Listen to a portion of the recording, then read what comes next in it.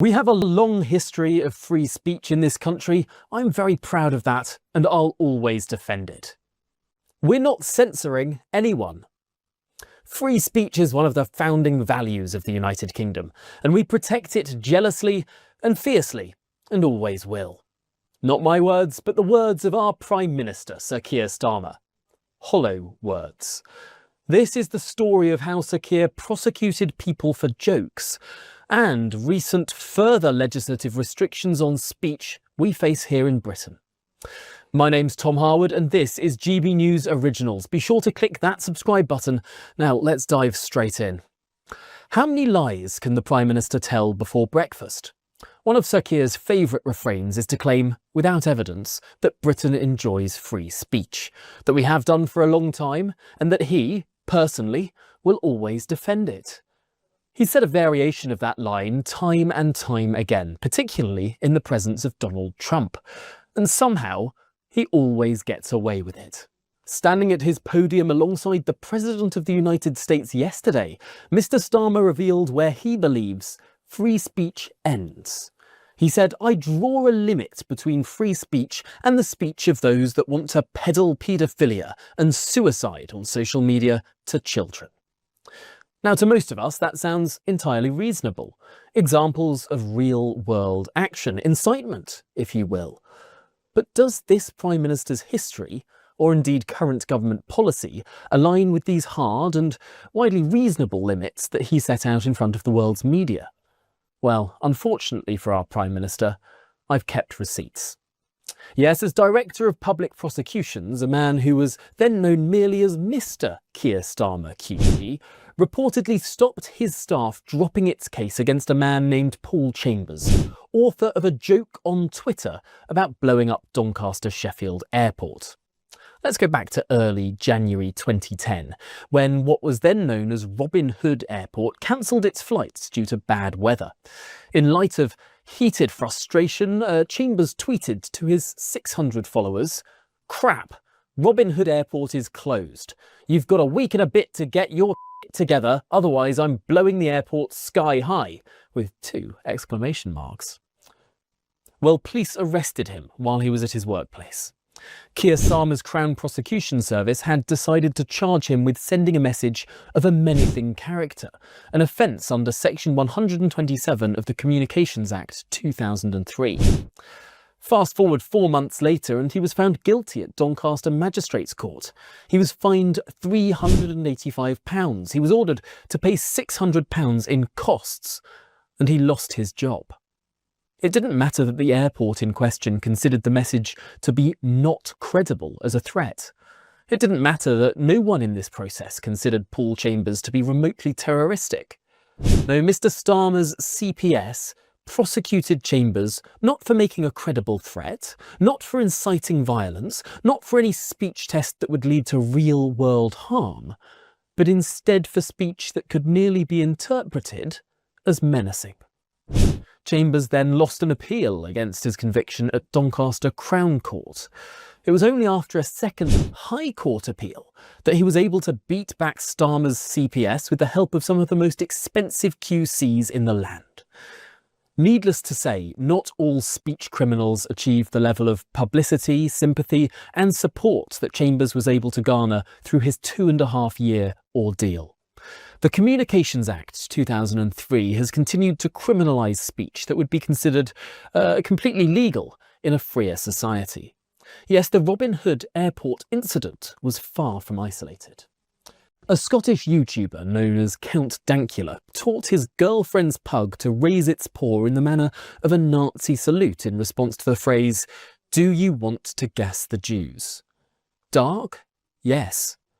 Comedy? Questionable. Offensive? Certainly. And that's where he went wrong. Under the Communications Act 2003, it's illegal to post grossly offensive communications. In April 2018, Dankula, whose real name is Mark Meechin, was fined £800 for his video. Another Scot, called Joe Kelly, tweeted, "The only good Brit soldier is a dead one. Burn, old fella, burn." That was alongside a picture of the late Captain Tom. Kelly had just a couple of hundred followers on Twitter at the time, and the tweet was deleted after 20 minutes. But for this one distasteful post, that was online for 1/3 of 1 hour, Kelly was wrung through the courts for a year and a half. He was finally sentenced in March 2022. The judge said, except he was wrong. He did not anticipate what would happen. He took steps almost immediately to delete the tweet, but the genie was out of the bottle by then. His level of criminality was a drunken post at a time when he was struggling emotionally, which he regretted and almost instantly removed. Nevertheless, Kelly was sentenced to 150 hours of unpaid work and 18 months of supervision. He'd fallen foul of the grossly offensive test under the Communications Act 2003. Elsewhere in England in 2018, Paul Bassetti attended a bonfire night party at a friend's house. Some guests brought effigies, including a cardboard model of Grenfell Tower, to burn. Among other offensive and topical effigies, Bassetti filmed the burning of Grenfell Tower with his phone, and then later that evening sent the video to 2 private WhatsApp groups, one with 14 friends, the other containing 6. Well, the video of the burning cardboard was then forwarded on and made its way to social media. By April 2019, Bassetti was charged with sending or causing to be sent grossly offensive material under that same Communications Act 2003. By August 2019, Bassetti was acquitted at Westminster Magistrates Court, but the Crown Prosecution Service appealed, and his acquittal was quashed by the High Court.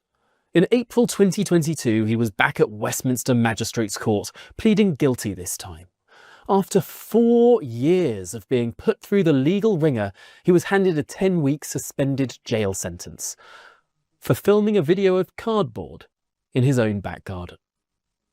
Well, these are just instances that became national news stories. When the pressure group Big Brother Watch ran a campaign on Section 127 back in 2013, they found that from November 2010 to November 2013, 2,666 charges had been brought under Section 127 of the Communications Act, with 1,236 cautions handing out too.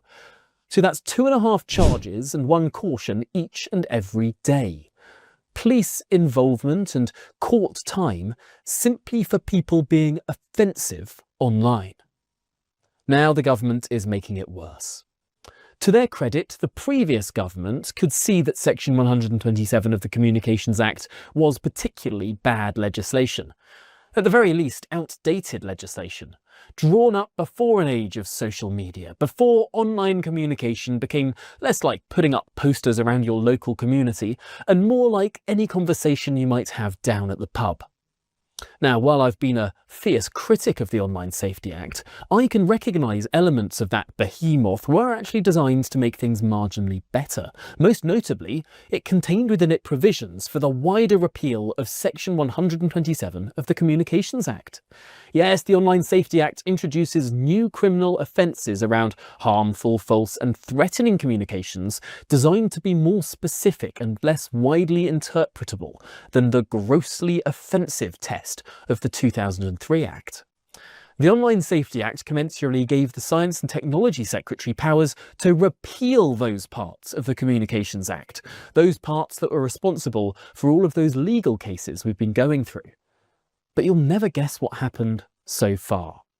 Yes, the government has of course enacted the replacement regulations contained in the Online Safety Act, those bringing new restrictions on threatening communications, that's outlawing messages that convey serious threat of serious harm, harmful communications, that's outlawing messages where the sender intends to cause psychological harm to serious distress, and false communications, that's outlawing messages which convey information that the person knows to be false. Now, the first of these is clearly justified in my view, but there's more of a Mott and Bailey tactic perhaps being used for the others, a reasonable first point, the Mott, before retreating up to the Bailey for the harder to defend speech restrictions. Who gets to define what messages cause psychological harm? And should lying on the internet really be illegal? But whatever you think of those new restrictions on the Online Safety Act, they're a world of improvement compared to the Communications Act restrictions they were designed to replace. But notice my phrasing there. Designed to replace. That's past tense, because they haven't replaced Section 127. So far, they've just added to the pages and pages of speech law stifling the United Kingdom.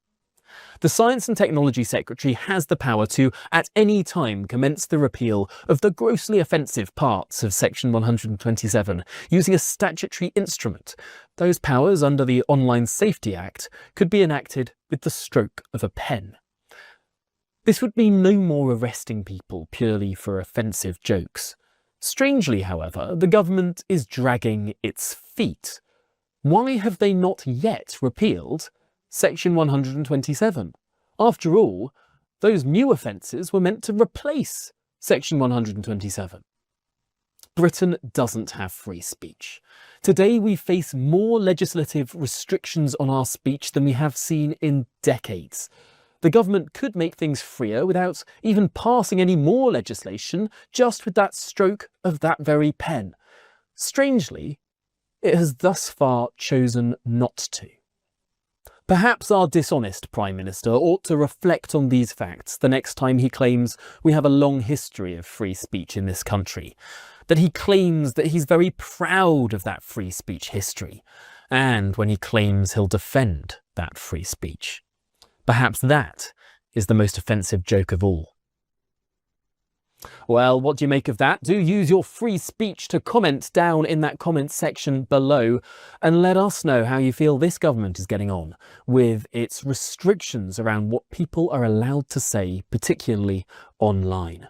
Do click that subscribe button as well as we follow the twists and turns of this peculiar speech restriction story in the United Kingdom.